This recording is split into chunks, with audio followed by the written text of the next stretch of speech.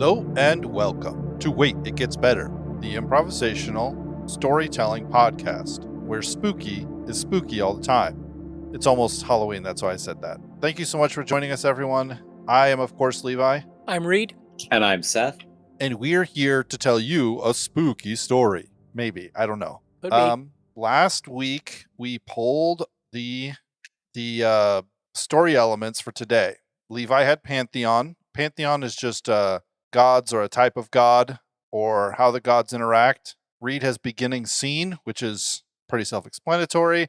And Seth has history, which is also pretty self-explanatory. Our lore, our background. I feel like history or beginning scene needs to go before Pantheon, personally. Yeah, I'm good with going first.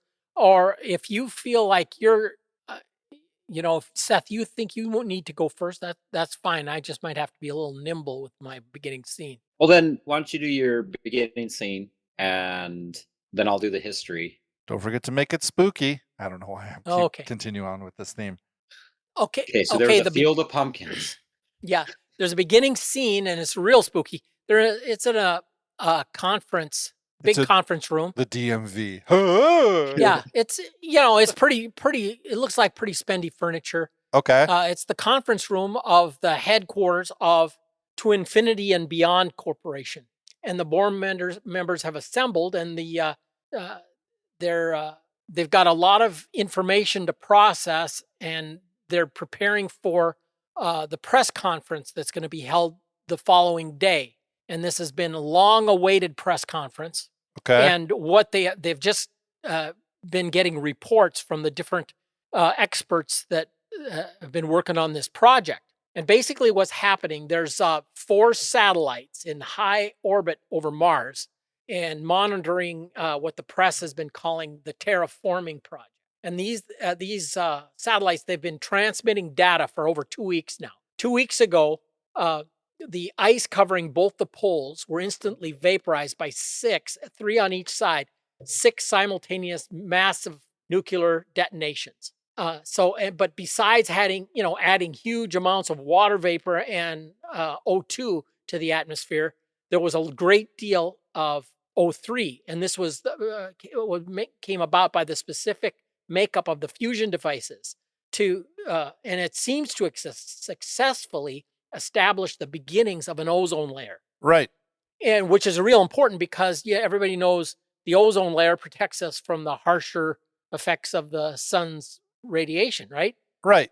And but the one of the things now is only 2 weeks in, right? But the massive cloud cover. I mean, well, you vaporize just about virtually all the available surface water on the planet, and it's they've got sensors on the surface that are showing serious temperature increases, which is what they were hoping for, right? Right. And the hope, that they could develop an equatorial kind of temperate zone that could be established appears to be possible. And this was they were getting a lot of flack in, this is pipe dreams and this is a waste and it's just a gigantic gamble. And in this room at this board meeting, they're saying they're kind of breathing kind of a sigh of collective relief because okay, this is a big gamble and appears to be paying off. Right. And they've got one of the reports was from the Mayflower project, a big gigantic spacecraft they've been assembling in Earth orbit for the purpose of, bringing settlers, bringing pioneers. And yet they've got a huge credibility problem because people have been speculating about this and people have been laughing about it and making it jokes about it. You could imagine I don't know if this is far enough in the future that there is no Saturday Night Live, but if there were, you just picture, if it was more close to our time, Elon Musk's folly, I'm not saying this was an Elon Musk adventure, but it's definitely an adventure, and it's kind of like down and dirty. The beginning scene is the big reveal of this project that's been undertaken for a long time. And yes, it looks like it could actually happen. So that's the beginning scene. So the nukes have gone off and enough water vapor and things have been released that it's like this could actually work. Yeah, that's what it's 2 weeks in, but the sensor, the data getting from the surface is much more promising than they hoped. Yeah. They were figuring that this might be a long process, and then have back to the drawing board. Well, this was a good start, but what more are we going to have to do? And this was a lot more promising than anybody expected. And one of the guys on the scientific team said to this the guy that uh, calculated what elements to include in the devices, to create ozone. He said, "What are you, some kind of wizard?" That was one of the comments, that there's when science overlaps with luck kind of thing. Cool. Cool. Okay, so this will add an interesting twist. But the history up to this point, as far as taking it like world history, they haven't quite gotten, let's say, to all the stars. But the most recent kind of endeavor that has kind of gone on, backdropping this, has been one of the world superpowers, or maybe even just kind of like what would they call that? Like is that actually what a black horse would be? Something that, like, somewhere that no one would exactly expect, but it kind of comes out on top. Yeah, the dark horse you're talking about? The Yeah. dark horse So, phenomena? and this would be, let's say, the events of the last, literally like 10 years, right?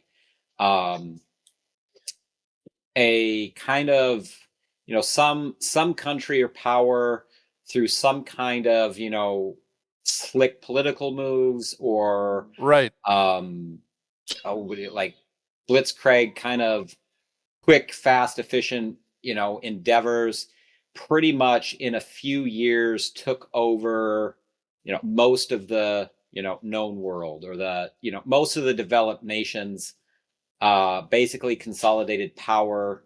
So we're talking, this is something like, out of nowhere, let's say Portugal, right? Um, all of a sudden hits the scene, annexes Spain, makes some claim, you know, whatever, takes over the Right. British government, has like pulls something where then like whatever, has a quick skirmish in France, and it's like, okay, well, it's like and it just quickly, within a matter of like a couple of years, before, any of the, let's say, higher powers of this nature can respond in any way, because it's, again, coming out of like nowhere. I don't know if you guys have a better idea for what, like, black horse country. No, Portugal is fine. I mean, That sounds great. It's like, I thought Portugal, because it's like, oh, it's like, yeah, everyone knows what Portugal is, but like, Spain's its bigger brother that's kind of always been, whatever. But anyway, so let's just say, Portugal has basically kind of quick succession, either through political maneuvers and, quick blitzkrieg, middle of the night, bam, bam, bam, no one saw it coming. And, like, they're in charge of Germany and, Russia in one night, right? And it's like no one saw it coming, but they pulled it off. And it's like whatever it was, they've been right. And so they've basically taken dominating control over like all of like the first and second world countries, right? And how, and kind of then held sway into these other things, but a very quick succession. So you almost had quite literally a one world government, right? what Centralized happened in under like the course of a couple of months or a couple of years? Quickly, whatever it is, a quick Okay. succession where it came out of nowhere, and it, so maybe it took a couple years where it was like, oh, we didn't see that coming, and then it like, oh, okay, settles down and something, and then all of a sudden, you'll wake up the next morning, it's like, oh man, it's like, so Right. within Right. like a quick succession. So maybe being, we're kind of going in like a modern age, maybe it was in the matter of a couple months, faster than, it's like just kind of hit the world stage, consolidated power. And it's not like it wasn't tyrannical necessarily, right? They brought in a lot of sweeping reforms. I would say like maybe something where it's like, okay, if we're hitting the space race, you know, Russia and the United States can't be fighting, force their scientists, their, space teams get together, and you're either in on this or you're out, right? If you're not Right. helping this Right. along, you're out, right? And so that kind of, Yeah. I would say, what builds us up to where we're at today, where it's like, kind of like that idea. If we're going to reach the stars, then, right, we need like a world hegemony. Would that be the right word? Yeah, for sure. I'm seeing like, where you have like the world, quote unquote, the world democracies get more and more just bogged down with bureaucracy, and everything becomes less and less efficient, and there's greater and greater desire to have just somebody kind of in charge of making things work. Yeah. And so and Right. so that there was probably like maybe an economic downturn where people are, or I could see a scenario where this wouldn't be too far-fetched. No, and right. Okay, so here's the a, second. Okay, sorry, go ahead, Levi. if a lot of the a lot of the first world countries were, think about like, so if one larger country gets taken over, all of a sudden a bunch of countries around it are going to be like, oh yeah, we'll go with you. And that kind of like snowballing Right. can cause things to happen quickly, I would say kind of how something like that might have happened is whatever, because if we're going with Portugal, right, this is what's coming to mind, is, Portugal kind of makes the moves, annexes Spain, but then with like their immediate rise to power, right, in the Americas, like Spain and Portugal split South America up, right? And so basically then with like the prosperity and what they're bringing very quickly, the old country kind of with their troubles kind of goes, oh, wow, this is, and so they kind of hop back onto, underneath it, re-annex underneath of, Portugal, right? So maybe right off the bat, maybe that's how it kind of kicked off it was like, what, Brazil annexes and Portugal is like an empire again. And you're like, whoa, what, where did this come from? And then next thing you know, they, something happens, there's a political maneuver and, there's an election where then the president of Portugal is now like the presiding hierarch of Spain as well, which then brings along, most of then the rest of South America, Central America, and then, kind of whatever then takes almost a good portion of the old Spanish Empire in the Americas. And then when they take over the then like the next, month, and all of a sudden it's like, well, they're trying to,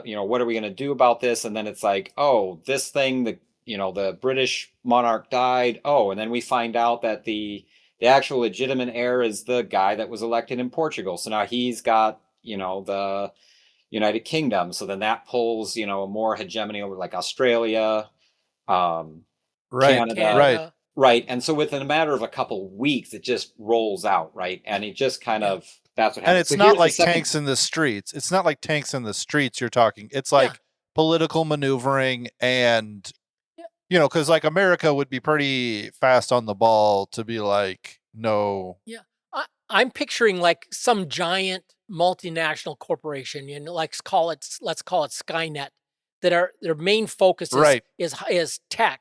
And they had settled and established their headquarters in Portugal because of really sweet tax things. Like, here we can operate free of a lot of regulation and a lot of red tape that's been bogging down the traditional, economic powers like America and the European Union and China. Yeah. And so I'm seeing this as a kind of a thing where one of the facilitations is breakthroughs that really make access to tech as it's becoming much more accessible to greater number of people, and they just happen. This guy happens to be right on the edge of what's really happening. Right. And I don't know what the nature of the the corporation that I call, what did I call it? To infinity and beyond. Yeah. I just, that was a joke. Was that from what, Toy Story? Toy Story. Yeah. Buzz Lightyear. But anyway, I could see this. This is kind of a cool scenario. I kind of like it. All right, there's Seth, let's hear the second part. There's a second half to it. This is the second half to it, though. This leader that by storm in a couple months kind of took over all this stuff, and now for, let's say, 5-10 years, right, in this kind of successive, man hits this golden age, everything. It's like, okay, no more, messing around with cancer, no more messing around with this fraud stuff. You're either, in it or out, right? You're getting it along, or it's, or it's out, and if you're right, and so it pushes along, and so the world is kind of Right, then right. seeing that boom. However, what happens is unexpectedly that guy dies, right? And he doesn't exactly have any. Well, okay, I'm going to give him that he does have an heir, right? But then with his death, kind of brings now there's kind of this rise of not complete instability because everything's in place and working, but almost like this, okay, there's like one faction that's like, okay, here's the heir or the person that's like going to take over. It would be best to leave the system and what we had rolling and roll it onto this, but you have some resentment from, let's say a lot of either Christian base that see this one world government as like the end of days. And so there's a lot Right, of, right. kind of push to kind of re-solidify power either back into, some people are like back to old independence. Some people are, some like new kind of categorization of the world where they're different, where certain governors or overseers were like, oh, well, I'm going to consolidate, China, India, and, the Middle East, because that's kind of what I'm kind of overseeing here. I'm going to solidify power and have my own, kind of new state. So kind of reshaping where borders of things are is kind of moving that way, along with then kind of the current regime trying to pull sway to keep this all together as you're kind of having these kind of break-offs. Nothing has quite happened yet, but like these different groups as they're kind of trying to figure out what's going Right, to happen. It's right. on like the edge of a knife to either split back into, some of the old countries or completely redrawn borders and different things. My inspiration for this was like Alexander the Great, right? Oh, right. Yeah, Takes absolutely. everything over really quickly, dies suddenly, and now he's got like basically the world empire. And then it's like, who's his heir? Do we keep this empire? And then it kind of ended up splitting into 4 different parts. But kind of with this, I'll leave it at the edge of the knife. So nothing is solidified yet, but there's definitely political pull in a lot of different directions that, people are kind of now, okay, we've done this, but now like, should we, kind of do something else, solidify our own power, keep propping up this system? He made it work, but is the next guy going to make it work in the same efficient manner? And so that's kind of the background political thing going on, as the historical backdrop for what happened and where it's kind of sitting right now. That's Gotcha. the history. Gotcha. I like it because it can go literally any way. People could be, I imagine that because this new sort of emerging government that was emerging, I imagine the people who live under it aren't really keen to, I think about Alexander the Great and they were sitting around him as he was dying and they said, who's your heir or who will take over your kingdom? And he said the strongest. And then he had like what, 5 generals, or it was more than 5 maybe. I thought Yeah, it was but 4 they ended up before they splitting came into out, like but 4 major factions. Yeah, and they just fought and fought and fought and fought and fought Yeah. until they lost a lot of what Alexander had sort of acquired, but they retained some of it. So that's good. But so this can go literally any way. So this is really interesting. Considering that it's a really technical and kind of a modern day story, my pantheon is kind of interesting. So my pantheon it's a group of beings. And they were created at the beginning of the universe, right? So, and they basically hold together. You could consider them like the orchestra of the universe, of known reality, right? So they are all together, kind of playing music together, kind of if you imagine each one of them as kind of a switchboard operator, right? Or as a network switch, or as a traffic cop, doing the stop and the go, or more importantly, as like the grid, right? They supply everything to all places and all things.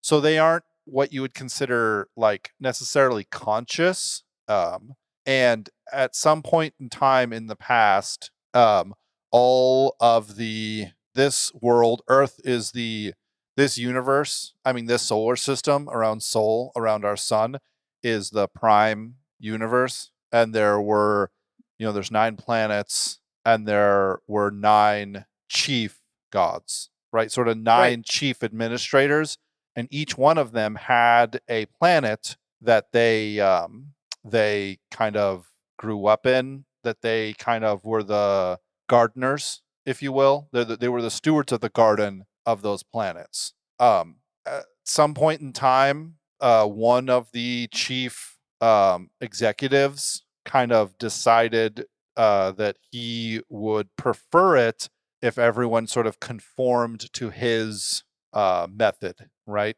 And his name was and is Mars. And after the Great War, which wiped out all of the life, or maybe not, but all of the life on Mars, the Mars that we know, Mars was basically given the supreme task, because he can't be killed because he's like a force of nature. So he was basically given the supreme task of sort of moving all of the planets around, because that's one of the things that he assailed, chiefly the administrator of the movement. And so he was kind of punished, but his punishment was to basically bear, kind of like Hercules took over the job from Atlas of holding up the world, right, for a brief period of time. Yeah. He was kind of forced into this place. So since they can't be killed, it wasn't like you're dead, and it wasn't like, you're right, I feel bad, I'm going to take over his job.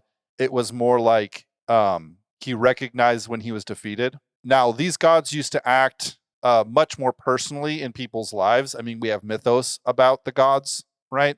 We have mythos about them coming to the earth. We have mythos about them taking people to other places, Elysium, Sheol, heaven, whatever. We have all these mythos about these places that they have taken them. But what people have stopped doing is people have stopped calling on the name of these gods. And that is how you get their attention. So with the introduction of science and technology, the true-hearted faith of calling on the name of the god has kind of diminished, and therefore they don't intercede. And most of them just sit there sort of sustaining, keeping the world together, their consciousness mostly lost. However, with activity now happening on Mars, there's some opportunity for them to find something, or for, the rules are different on every planet, all the dwarves that lived on Venus all moved to Earth after the Great War. All the elves that lived on Jupiter all moved to Earth. The mermaids that swam in the methane seas on Titan moved.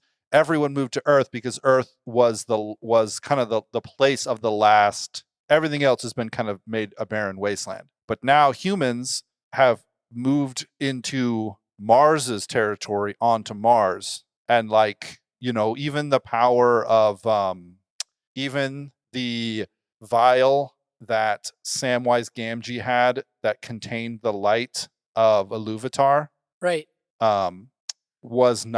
did not have any power in the Crack of Doom. I'm talking about Lord of the Rings here.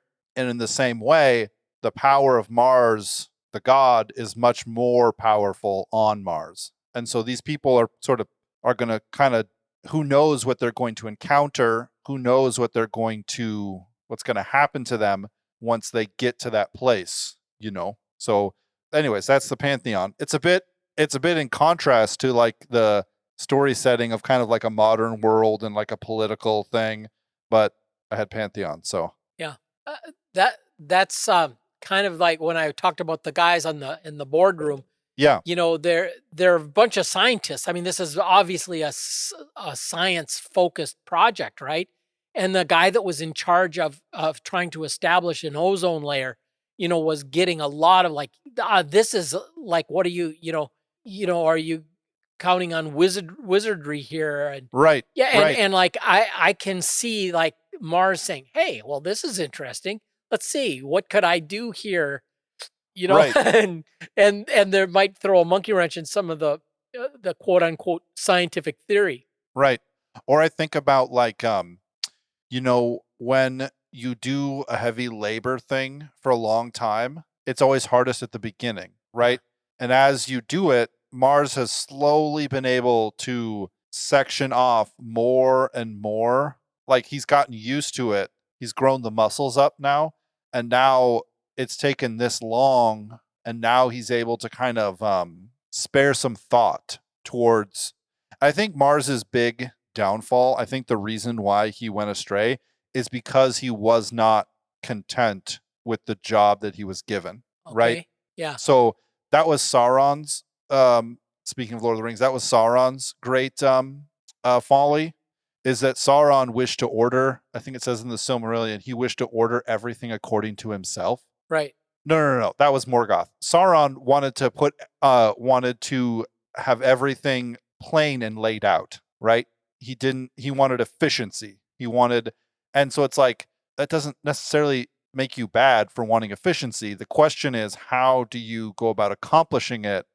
Do you go about accomplishing it? And, the question of good and evil is a difficult thing when you're talking about like the grand scope of beings that kind of control the movement of planets, Yeah.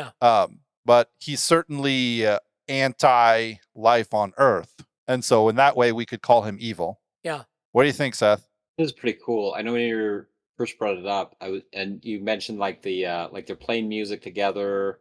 It made me think of the this Lewis Space Trilogy thing where you had like that other thing. But anyways, I stray from what I was trying to get at. But then you had my mind wandered to they're playing music, but they're like kind of like running a switchboard that's like putting everything in order and operating things. Yeah. And so I could almost imagine like, in this case, it's like, Mars comes up to Jupiter. It's like, hey, I've been, thinking about this new beat. Like they're making like, I don't know, music up there. It's like, let me know what you think. And, so he starts, cosmically making, some kind of, cosmic techno music, and everyone on Earth is like, Right. oh, geez, Right. what are all these hurricanes for?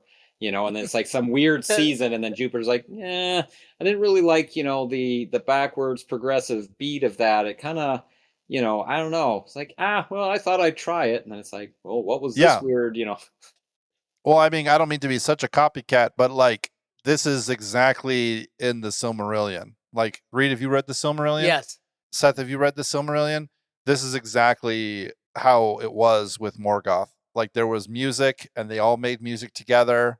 And then Morgoth started to make his own music that clashed with their music. And he turned some of them aside and he wished to order everything according to himself. And that was his kind of great folly. My thing with the orchestra was just to say like they're all supposed to work together to sort of keep the world, everything moving. And he wishes to not. The music of the sphere. That's an expression. I don't even know where it's from, but that's what I was thinking. You said that. Absolutely. Yeah. Well, we have a story that could go just about anywhere. I like it. Yeah, I'm excited for next week when we get a little bit more. Like this is a really good world building episode. A lot of times we do some decent world building and then we have to kind of make up, but like a beginning scene, a history, and a pantheon, I don't know that you can really ask for a better world building set than that. I do think that the chief engineering officer of To infinity and beyond. yeah, his name needs to be like Buzz Yeah. Star Saga. Yeah, something. Yeah, Yeah. not Lightyear, but Yeah. A guy with a buzz cut. Yeah, exactly. Yeah, he started out in life as a Marine or something. Exactly. Yeah. Lead All forward, get out of the way. Yeah. All right, should we draw for next week? What do you guys think? Is it time? Yeah, I think it's good. All right. Seth, you want to give me a number between 1 and 13? 12. All right. Reed, I think you've gotten this recently. Yeah, I'll take this one. Reoccurring character. That's for you? Yep. Read number between 1 and 12. 1. 1. All right. Seth, you have hero. And I'm going to choose 6. Reed, you have wise old woman. Great. All right, ladies and gentlemen, we will be back next week with, should we call this one Music of the Spheres, Reed? Yeah, that sounds good. All right, Music of the Spheres. We'll be back with episode 2. We will see you guys next week. Bye. Oh, if you want to hear us, if you want to talk to us, if you want to get in contact with us at all, send us a message at waititgetsbettercast@gmail.com or message us on Twitter at @getsbettercast. We are happy to answer your questions, talk to you, make light conversation, or sometimes maybe even shout you out on the episode. Until next time, talk to you guys later. Bye.